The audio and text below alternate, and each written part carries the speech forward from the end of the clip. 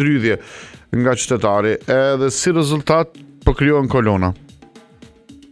Jam me Erolindën atje, Erolinda Seogerlla është atje, më tregoj Erolind, a është të punu semafori, apo ndalet në mënyrë automatike, apo ende është me ndrydhje, po mënoj nga qytetarë, nga këmbësorët që dojnë të kalojnë. Mirëmëngjesi Arben për ty dhe gjithë shikuesit e televizionit Kanal 10, pra si që the dhe të ne këtu jemi tek semaforat, e famshëm ta themi ashtu, po janë të punu në mënyrë automatike, po diçka që vlen të theksohet është edhe që po punun edhe me ndrydhjen e pullës. Ne po shkojmë edhe po e provojmë tash mbasi që të hapet për qarkullim të automjetës, shkojmë edhe e provojmë edhe e prekmi pullën edhe shohim se bashku që apo ndalen ose jo.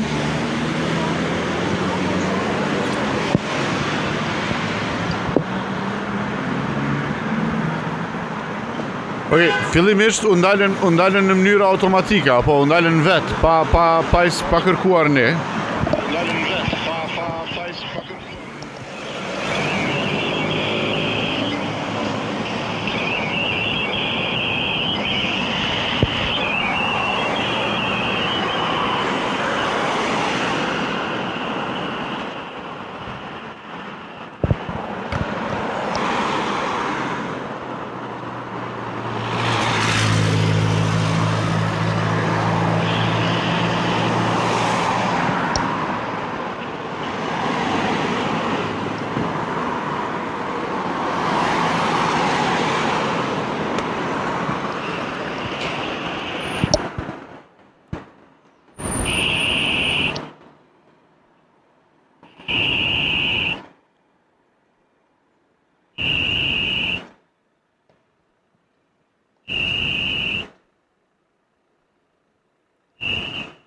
Okej, u ndalen apo Erolinda?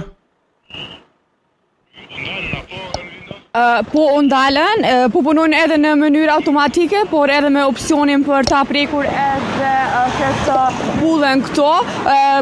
Edhe kjo mënyrë automatike, pra qytetarët po ankohen për kolonat të shumta këto. Një opsion tjetër që po e shfrytëzojnë është edhe kjo rruga këto, ky kalimi për të dalë andej në rrugën, edhe kjo po shkakton kolona të shumta. Okej, a mund që ndrojmë pak të shojmë nëse vërtet po bëhen kolona tash, kur të ndalet vetë, pa kërkuar ne që të ndalet semafori. Po.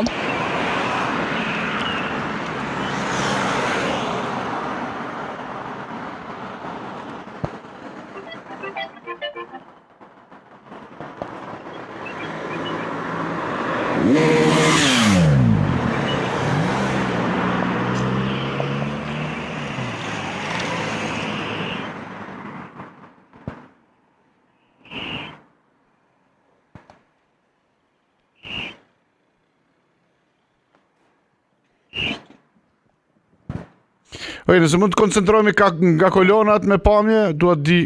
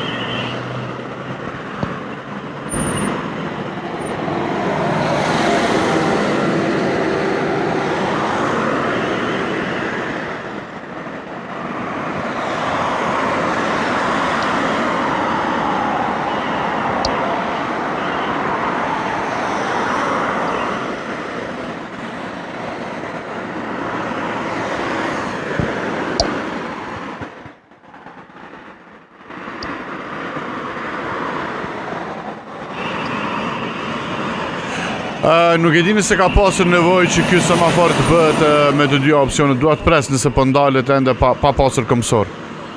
Në fakt është rrugë shumë e qarkullueshme që lidhet me autostradën edhe natyrisht, po, ja shihni.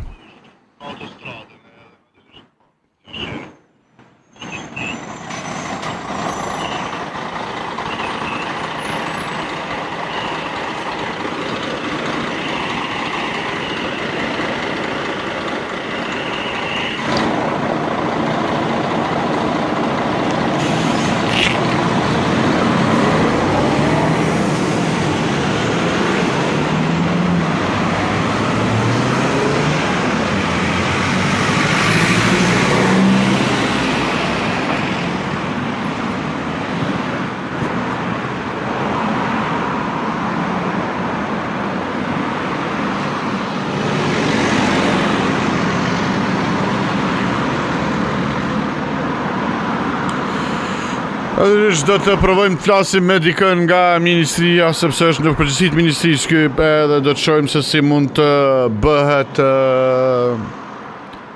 si mund të kthehet në semafor që ndalet vetëm kur kërkohet nga këmbësorët, me që numri këmbësorëve nuk është i madh që kalojnë në këtë sa për të ndalur në mënyrë automatike. Dhe kjo sisoj krijon kolona të pa nevojshme. +383 47 5 7 6 7 7 plus